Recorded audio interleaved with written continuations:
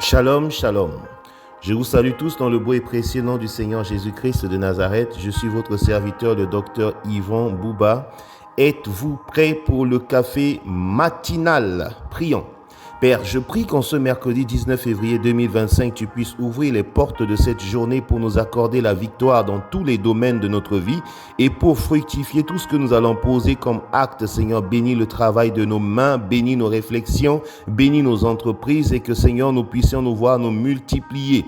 Voici la semence de la parole de Dieu qui tombe ce matin pour nous faire du bien. J'ordonne à nos oreilles d'écouter et de comprendre cette parole. J'ordonne à nos cœurs de croire et d'obéir à cette parole. J'ordonne à notre être tout entier de vivre et d'expérimenter cette parole. Amen. Bien-aimés, nous sommes toujours dans l'année de la multiplication et comme je vous le dis, nous sommes toujours dans la série de la prière clé du succès. Après que nous avons le semeur à semer, il doit prier. S'il ne prie pas, la pluie ne tombe pas.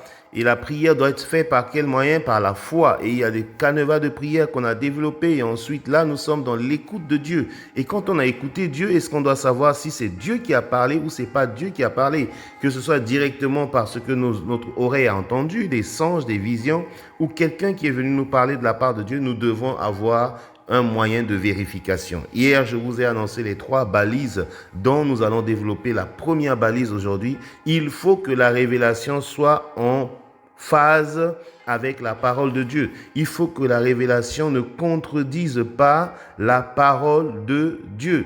C'est pourquoi on dit dans Galates 1:8, hier on l'a lu, que si même un ange du ciel vient vous parler d'autre chose que ce qui est inscrit dans la parole de Dieu, qu'il soit maudit. Que cet ange soit anathème. Ne vous laissez influencer par l'onction, l'autorité, la puissance de qui que ce soit, tant que cette autorité n'est pas en phase avec ce que la parole de Dieu dit.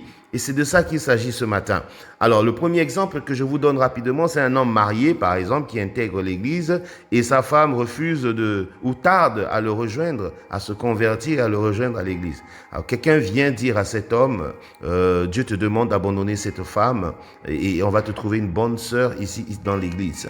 Que dit Matthieu chapitre 19, verset 6? Que l'homme ne sépare pas ce que Dieu a joint. Et donc là, cette révélation est directement en opposition avec ce verset. Vous êtes en train de vouloir séparer des gens qui sont mariés légalement, qui portent des bagues et qui vivent ensemble. C'est pas possible. Vous lisez encore dans 1 Corinthiens chapitre 7, verset 12 à 16. Elle est un peu plus longue, mais je vais lire, même si on a peu de temps. Aux autres, ce n'est pas le Seigneur, c'est moi qui le dis. Si un frère a une femme non croyante et qu'elle consente à habiter avec lui, qu'il ne la répudie point. Et si une femme a un mari non croyant et qu'il consente à habiter avec elle, qu'elle ne le répudie point. Car le mari non croyant est sanctifié par la femme, et la femme non croyante est sanctifiée par le frère. Autrement, vos enfants seraient impurs, tandis que maintenant ils sont saints. Si le croyant se sépare, qu'il se sépare. Le frère ou la sœur ne sont pas liés dans ce cas-là. Dieu nous a appelés à vivre en paix. Car que sais-tu, femme, si tu sauveras ton mari? Ou que sais-tu, mari, si tu sauveras ta femme? Voilà un verset où Paul dit même, c'est moi qui parle, c'est même pas Dieu qui parle. Mais je dis, pour la logique des logiques, est-ce que ça vaut la peine de lâcher cet homme ou de lâcher cette femme? Est-ce qu'elle aussi n'a pas besoin du Christ? Pourquoi ne pas prier pour elle jusqu'à ce qu'elle se convertisse elle aussi? Voilà, je donne un deuxième exemple, un frère qui arrive et qui vous révèle à l'autre de ne pas pardonner sa sœur ou son collègue ou son ami. Mais pourquoi tu lui demandes de ne pas pardonner alors que la parole de Dieu nous demande de pardonner 77 fois 7? Jérémie 1:12 dit, car tu veilles sur ta parole pour l'accomplir. Je prie aujourd'hui que nous puissions vraiment avoir la connaissance de la parole de Dieu afin qu'elle soit pour nous le moyen de jauger tout ce qu'on entendra de nous-mêmes, qu'on verra en vision ou en songe, qu'on jauge toujours à la lumière de la parole de Dieu. Prions.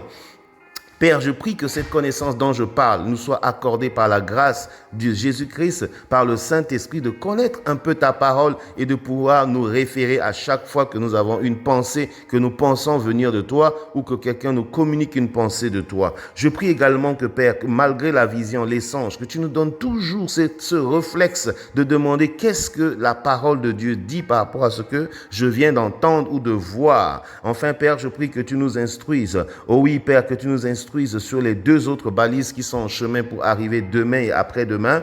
Et je crois que tu feras de nous des prieurs qui communiquent avec toi, qui reçoivent des messages et qui ne se laissent pas influencer par d'autres courants de pensée. C'est au nom de Jésus-Christ que nous avons ainsi prié. Que ta journée du mercredi 19 février soit bénie au nom puissant de Jésus. Amen.